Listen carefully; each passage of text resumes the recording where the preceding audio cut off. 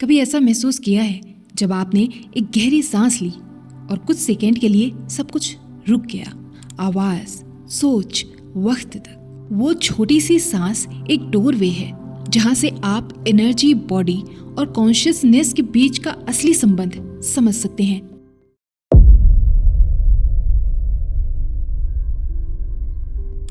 हर इंसान के अंदर दो दुनिया चलती हैं, एक लेफ्ट ब्रेन की जो लॉजिक, एनालिसिस और रीजन समझती है, और एक राइट ब्रेन की जो क्रिएटिविटी, इंट्यूशन और इमेजिनेशन में जीती है। जरा सोचें, जब दोनों एक साथ एक्टिव हो जाएं, तो इंसान के डिसीजंस, इमोशंस और क्लैरिटी किस स्तर पर पहुंच जाते हैं। अनुलोम विलोम इसी का यौगिक चाबी है। लेफ्ट नॉस्ट्रिल से सांस लेना एक्टिवेट करता है ईड़ा नाड़ी को, जो राइट ब्रेन से जुड़ी है, काम, क्रिएटिव और सूदिंग लाता है। राइट नॉस्ट्रिल से सांस लेना एक्टिवेट करता है पिंगला नाड़ी को, जो लेफ्ट ब्रेन से जुड़ी है, शार्प, लॉजिकल और फोकस्ड बनाता है। जब आप अल्टरनेट नॉस्ट्रिल से सांस लेते हैं, दोनों हेमिस्फीयर्स एक रिदम में आते हैं। साइंस कहता है इस मूवमेंट में ब्रेन में अल्फा वेव्स सिंक्रोनाइज होती हैं और प्रीफ्रंटल कॉर्टेक्स की एक्टिविटी बैलेंस हो जाती है, जहां क्लैरिटी और कामनेस दोनों साथ मिलते हैं। यौगिक दृष्टि से देखें तो यह एक प्रकार का क्वांटम सुपरपोजिशन है, जहां ड्युअलिटी डिसॉल्व होने लगती है और पूरा माइंड एक इंटीग्रेटेड फील्ड बन जाता है।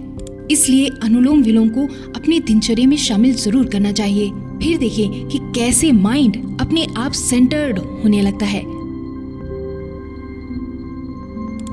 कुंभक यानी ब्रेथ रिटेंशन एक ऐसी कला जिसमें आप सांस के बीच का गैप पर ध्यान देते हैं। वो छोटी सी शांति जहाँ ना प्रवेश है ना निर्गमन, वहीं तो समय के पार का अनुभव है। साइंस के अनुसार जब आप कुछ सेकंड के लिए सांस रोकते हैं तो शरीर में एक छोटा हिपोक्सिक सिग्नल जाता है, जिससे मेटाबॉलिज्म, इंसुलिन सेंसिटिविटी और नर्वस सिस्टम बैलेंस होने लगता है। पर यौगिक नजरिए से देखें तो कुंभक एक डोरवे है टाइमलेसनेस की ओर।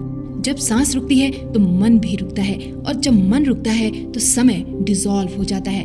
पतंजलि योग सूत्र में लिखा है, प्राणायाम परिणामः अस्य अंतर कुंभकः, यानी जब अंतर कुंभक साधक के भीतर स्थिर हो जाता है तो उसके विचार स्वयं नियंत्रित होने लगते हैं। इसलिए कुंभक सिर्फ एक तकनीक ही नहीं, एक ट्रांजिशन जोन है।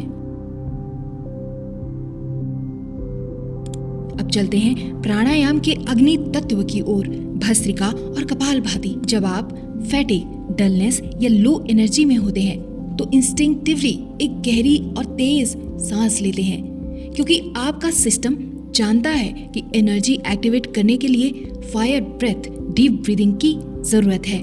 भस्त्रिका प्राणायाम में जब आप रैपिड इनहेलेशन और एक्सहेलेशन करते हैं तो शरीर के अंदर ऑक्सीजन सर्ज होती है।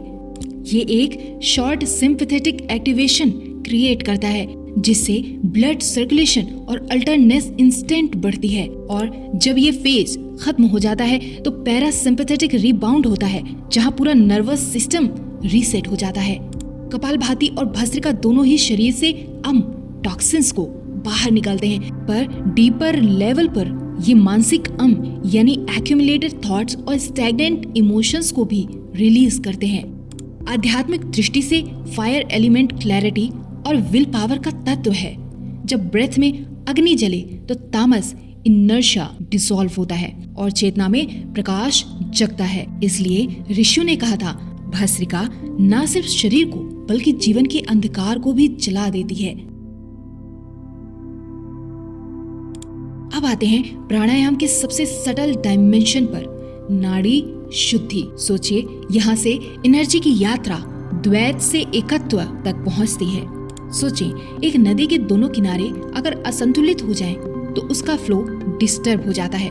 वैसे ही आपकी इड़ा, मून एनर्जी और पिंगला, सन एनर्जी जब इम्बैलेंस होती है तो emotional swings, फैटिक, anxiety, mood swings सब बढ़ने लगते हैं। नाड़ी शुद्धि प्राणायाम से दोनों नाड़ियां शुद्ध होती हैं। Left side cooling, feminine parasympathetic tone activate करती है, right side heating, masculine sympathetic tone activate करती है। जब दोनों साथ बैलेंस में आते हैं तब सुषुम्ना नाड़ी एक्टिवेट होती है, वो सेंट्रल चैनल जिससे कॉन्शियसनेस ऊपर उठती है, जिसे आप कुंडलिनी जागरण के रूप में जानते हैं। मॉडर्न न्यूरोसाइंस भी कहता है balanced autonomic nervous system, high focus, low stress और डीपर इंट्यूटिव परसेप्शनल। ये अभ्यास सच में एक डेली एनर्जेटिक डिटॉक्स है जो बॉडी, माइंड और ऑरा तीनों को रीसेट करती है। आध्यात्मिक रूप से सुषुम्ना वही ब्रिज है जहाँ प्राण, मन और परम चेतना एक हो जाते हैं। ये वही अवस्था है जहाँ सांस हवा नहीं रहती बल्कि प्राण की धारा बन जाती है। आपके भीतर चल रहा ब्रेथ पैटर्न ही आपके जीवन का पैटर्न है। जब सांस शैलो होती है तो विचार भी छोटे और चंचल होते हैं। जब सांस गहरी होती है तो चेतना भी गहरी होती है। अनुलोम विलोम से आप माइंड को सिंक्रोनाइज करते हैं। कुंभक से समय को पॉज करते हैं। भस्त्रिका और कपालभाति से फायर एलिमेंट जगाते हैं और नाड़ी शुद्धि से अपनी एनर्जी को एक प्योर चैनल में लाते हैं। आखिर में बस एक बात याद रखें, आप अपनी सांस नहीं ले रहे, सांस आपको ले जा रही है एक और गहरी अवस्था की ओर। तो आज का सवाल आपके लिए कि आपकी सांस किस रिदम में चल रही है, भय की या प्रज्ञा की।